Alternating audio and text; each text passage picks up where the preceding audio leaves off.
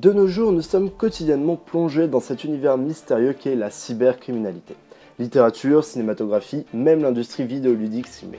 Nous sommes constamment nourris de clichés en ce qui concerne ce sombre domaine. Il arrive cependant que certaines attaques informatiques soient dignes de grands scénarios de films d'action. Et c'est ainsi que j'essaierai de nourrir votre insatiable curiosité en vous proposant une liste de certains des plus grands casses informatiques qui ont marqué notre histoire.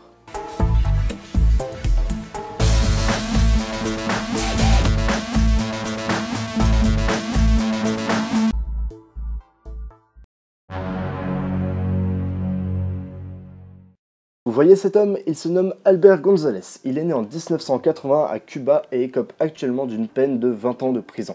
Pourquoi ? Eh bien parce qu'il est impliqué dans les plus grands vols bancaires de l'histoire. Il s'est en effet révélé coupable d'avoir mené une attaque informatique contre la compagnie TJX, durant laquelle plus de 45,6 millions de numéros de cartes bancaires ont été interceptés durant une période de 18 mois jusqu'en 2007. Un record mondial à l'époque, puisque quelques temps plus tard, il revient sur la scène avec l'attaque des systèmes informatiques des compagnies Heartland Payment Systems, Citibank, 7-Eleven ATM et Hannaford Brothers. Heartland a ainsi été débité de 130 millions de numéros de cartes bancaires et Hannaford de 4,6 millions. González avait ainsi nommé l'opération Operation Get Rich or Die Trying, l'opération devenir riche ou mourir en essayant. Et c'est ce qu'il fit, puisqu'il fut arrêté en août 2009 et plaida coupable pour les 19 charges retenues contre lui. Il fut ainsi envoyé au pénitencier de Leavenworth avec une libération prévue pour 2025. Le crime ça paye, mais pas trop.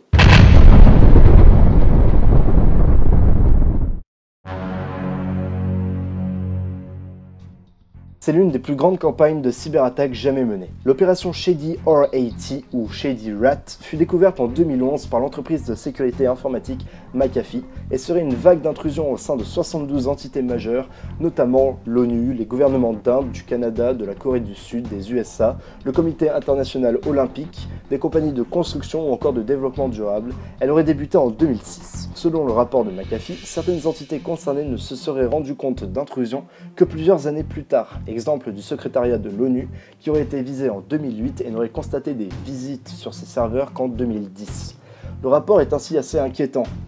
Même si une fraction seulement des données compromises est utilisée pour concevoir des produits plus compétitifs ou battre un concurrent dans une négociation clé, cette perte représente une menace économique massive. L'attaque est si colossale qu'on ne soupçonne pas une organisation dont est l'initiatrice, mais un pays entier. Et même si le rapport refuse d'identifier celui-ci, beaucoup de doigts semblent pointer vers la Chine. Coïncidence, je ne crois pas. En tout cas, vous ne verrez plus vos objets made in China de la même façon. Stuxnet est un immense ver informatique découvert en 2010 par VirusBlock Ada, une société de cybersécurité basée en Biélorussie. Il a pour principale fonction de s'attaquer aux centrifugeuses iraniennes d'enrichissement d'uranium. Ce malware est un véritable bijou de technologie. Décrit par certains experts comme une cyberarme, il est conçu afin d'attaquer une cible bien particulière, ce qui est en soi une première dans l'histoire de l'informatique. Ainsi, le ver a pour vocation d'espionner et de reprogrammer certains systèmes industriels basés sous Windows, plus précisément les systèmes SCADA, qui permettent la gestion à distance d'installations techniques telles que les centrifugeuses de la centrale nucléaire de Butcher. Le ver était alors capable de reprogrammer les automates pris pour cible et de camoufler ces modifications dans le but de modifier les vitesses de rotation des centrifugeuses, entraînant une dégradation de celles-ci ainsi que des explosions. Stuxnet avait même une date dite de destruction fixée au 24 juin 2012. Hello darkness, my old friend. I've come to talk with you again. Il est également remarquable par la complexité de son code. Le nombre de zero day utilisé est assez inhabituel. En effet, les failles qu'il exploite sont extrêmement rares et précieuses et sont au nombre de 4. Enfin, il a une taille d'un demi-mégaoctet et est écrit dans différents langages de programmation, notamment en C et C++, ce qui est également peu courant pour un malware. Il est capable de tromper le processus cœur de Windows, de leurrer la quasi-totalité des antivirus connus et a ainsi infecté 45 000 systèmes dans le monde, dont 30 000 en Iran. Et devinez qui est derrière ce magnifique programme ? Eh bien c'est la NSA, The National Security Agency, et l'unité 8200, l'équivalent israélien. Le programme a ainsi été initié sous l'administration Bush et a continué sous celle d'Obama. Il fait partie de l'opération Olympic Games ou Jeux Olympiques, qui est une série de cyberattaques secrètes américaines et israéliennes contre le programme nucléaire iranien.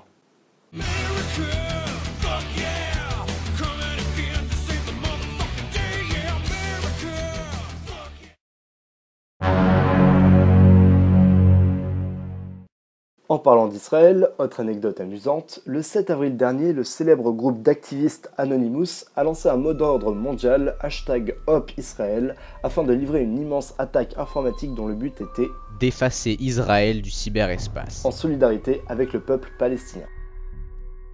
We'll take down your servers, government websites, Israeli military websites, banks, and public institutions. We'll erase you from cyberspace as we have every year. The 7th of April 2015 will be an electronic holocaust, a message.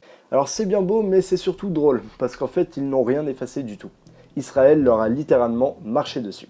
Ils ont en effet pris le contrôle total du site hopisrael.com et remplacé la propagande Anonymous par un rappel historique. En 64 ans, j'ai enduré 7 guerres, 2 intifadas, 4 conflits armés, 12 000 sans tirs de roquettes et mortiers, 170 morts dans des explosions terroristes, des milliers et des milliers d'attaques terroristes bloquées. J'ai perdu 22 993 soldats qui ont donné leur vie pour me défendre. Pourtant, je ne suis pas brisé, je ne suis pas découragé et je suis loin d'avoir perdu espoir. Je suis toujours là, je suis Israël. D'ailleurs, Anonymous n'a toujours pas repris le contrôle de son site. Humiliés, ils ont tenté de faire croire que celui-ci était israélien, mais encore une fois, ils ont échoué.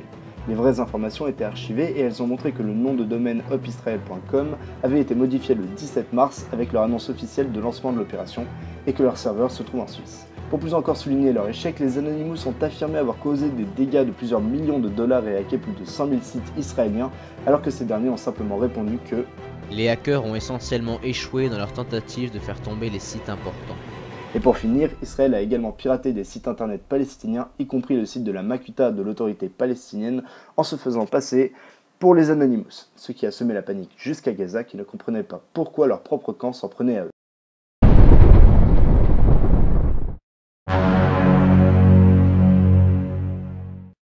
Le 14 novembre 2014, lorsque les salariés de Sony Pictures Entertainment ont ouvert leur ordinateur au siège de la firme à Culver City, aux États-Unis, ils ont eu droit à une petite surprise. Un écran noir avec le message « Hacked by #GOP » signifiant « Guardian of Peace », gardien de la paix. Cette attaque informatique est l'une des plus importantes jamais subies par une entreprise aux États-Unis. En effet, la firme a tout d'abord découvert que 5 films de son catalogue avaient été piratés, certains n'étant même pas sortis en salle et qui devaient générer jusqu'à 100 millions de dollars de revenus. Quelques jours plus tard, la multinationale s'aperçoit que les pirates ont également récupéré plus de 100 téraoctets de données, soit l'équivalent de plus de 10 000 films, mais aussi des dizaines de milliers de documents, notamment 47 000 numéros de sécurité sociale de salariés, collaborateurs et acteurs en lien avec Sony. Certains employés ont même reçu des mails leur demandant de se dissocier de Sony au risque de mettre leur famille en danger. Tout cela s'est fait au travers d'un gentil petit verre informatique introduit depuis un hôtel de Bangkok en Thaïlande. Celui-ci comportait 5 composants. Un implant d'écoute, une backdoor, un proxy, un outil de destruction massif de disques durs et un outil de nettoyage ciblé. Et oui, ça ne rigole pas. Des rumeurs disent que le film The Interview, qui a fait beaucoup de bruit ces derniers temps et qui traite de manière humoristique de l'assassinat du grand marabout suprême de la Corée du Nord, Kim Jong-un, a amené le gouvernement de celui-ci à se venger. Notre cher paradis démocratique de l'Asie du Sud-Est est donc le principal suspect. De plus, selon des experts en cybersécurité, l'attaque porte les marques de Dark Seoul, un groupe de hackers dont on suspecte les liens avec la Corée du Nord et qui a visé des banques sud-coréennes et des médias en 2013. Résultat des courses, Sony a annulé la mise en salle de son film The Interview, dont le budget de production s'élevait à 44 millions de dollars, et la campagne de promotion à environ 35.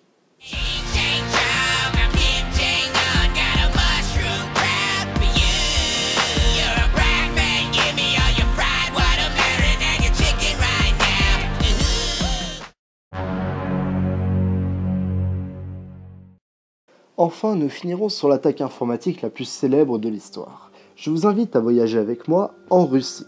Nous sommes pendant la guerre froide, en 1982 plus précisément, et la CIA essaye de mettre fin au transfert de gaz naturel entre la Sibérie et notre paradis communiste. Ils ont alors l'idée de faire exploser le pipeline d'une manière originale, sans bombe ou missile, mais en exploitant une portion de code du système qui contrôlait le précieux tuyau.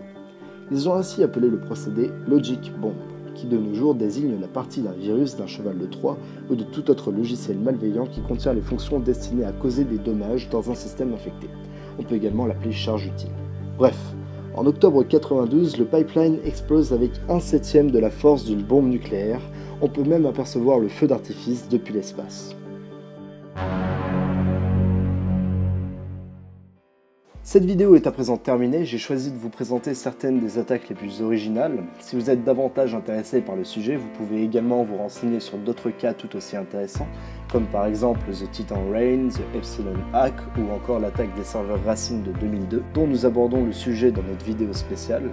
J'espère avoir nourri votre curiosité et vous retrouver sur la chaîne, et je vous dis à la prochaine.